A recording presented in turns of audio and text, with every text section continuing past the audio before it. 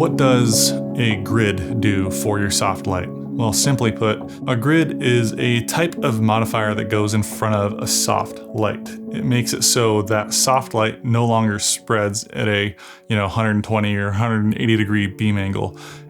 They make grids in different sizes, like 60 degrees or 40 degrees. My favorite type of grid is the 40 degree grid. And my favorite brand of grid is the one from DoPChoice, because the way they make it is all the material is this nice high quality cloth canvas material that's sewn together. So unlike other grids that kind of fall apart at the seams and they're like woven into each other with like this really cheap nylon-y plasticky material, the ones from DoPChoice, they are durable. Something you need to look for when you're investing in a grid or a lighting modifier that's going to go on your probably expensive lighting setup is you want to make sure that it's a quality piece of material that is not going to fall apart over time. And it's not just about longevity, it's also about functioning the way it's supposed to work. A lot of grids from really cheap manufacturers, like the ones that come with your lights most often, or the really budget brands that you'll find on like Amazon or eBay, when the grid's facing straight down you'll get sag. Or as they call it, a tummy. So it goes down in like this weird shape that creates this cone, almost like instead of being a directional grid, it becomes more of a space light. Now, if you're going for that kind of look, cool, but if I'm putting a grid in front of my light, I only want it to go in the direction that I'm telling it to go. That's why I really like DoPChoice grids, is because they are made custom for pretty much every fixture. And I know some grids that I have will fit on other fixtures. But if you get the grids meant for specific fixtures, they usually design those grids so there's special features that attach to individual lights. Like they'll make a piece of Velcro or a strap that goes around the handles so it's more secure, it's a more snug fit. And if you get DoPChoice's snap boxes, which are their softbox attachments that are very similar to their snap grids, they have the same kind of features that you want it to connect to your light in a very snug and secure fashion, and then tighten down so where there's no spill outside the back of the light. They're not cheap modifiers. They run around like between $150 and like $350 or more dollars per modifier. So they're expensive, but also they last forever. A few of the grids and snap boxes behind me, I've had them for a long time. I've had them for a couple of years now, and they're all still just like the day I got them. You don't have to baby them. You can, pretty much just throw them in the closet or smash them down. In fact, one of the lights, the full color 30 behind me, it's had the grid on for pretty much its entire life. And I mean, I'll set the light down on top of the grid, I'll squish it, and I'll smash it between things. But the grid's never fallen apart. If I did that with one of the less expensive modifiers that I have, it probably would have just ripped by now.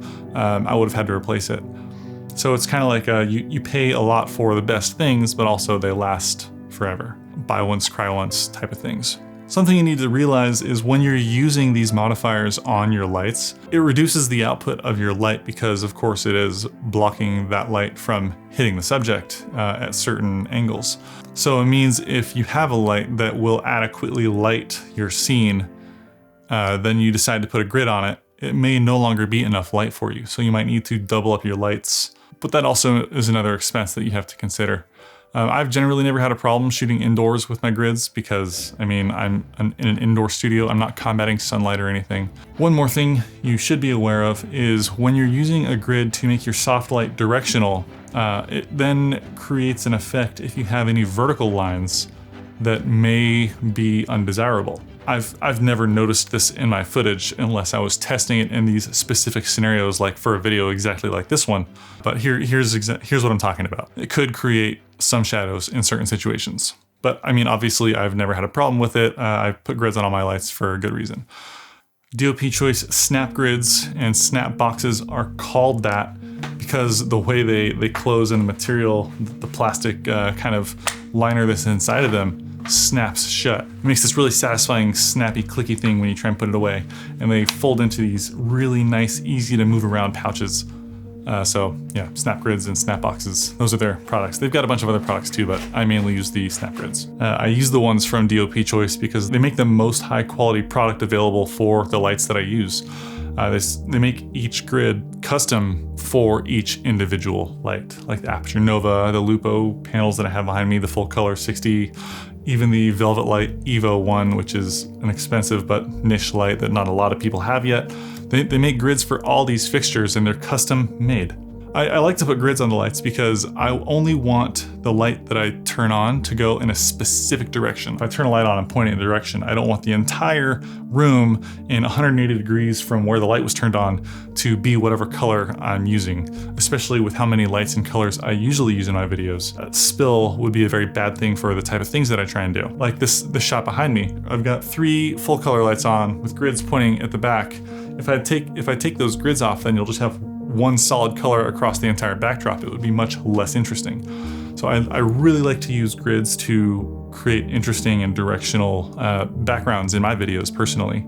Or if I only want to light the side of my face instead of the entire room, then I'll throw a grid on and put the light down very low, and I'll have a nice, soft, directional light for whatever video I'm trying to do. I've used grids on my lights for a long time. I mean, obviously for the function of reducing the spill everywhere, but once I started using DoPChoice grids, it kind of changed my perspective of what what is a quality piece of equipment? What is something that will last a long time? And it makes you think about when you spend hundreds of dollars on equipment, are you getting the best thing? And that's why I like DoPChoice grids, because they're the best thing. I know that I'll never need to replace them, and they work great. Anyways, I guess that's it. That's just my kind of little talk about grids and what you get with DoPChoice. If you're interested in videos about lighting and stuff, make sure you are subscribed and give me that thumbs up. Also, if you like the music that I used in this video, I got it from Artlist. There's a link where you can get 2 free months of that in the description of this video. And if you like how my voice sounds, I created a preset, and you can also find that in the description of this video. It's just it takes 5 seconds for me to process my audio anymore. I just hit a hotkey on Mac when I've got Adobe Audition open, and it's done. It's $10 if you want it. I made it because a lot of people were complimenting my audio. That's it. Thanks for watching, and I'll see you guys in the next one or on my Wednesday night live streams. Currently, they're at 10 p.m. Pacific Standard Time. I call it Get Lit While Getting Lit. We'll talk about lights, you can ask questions, and I'll have a drink with you.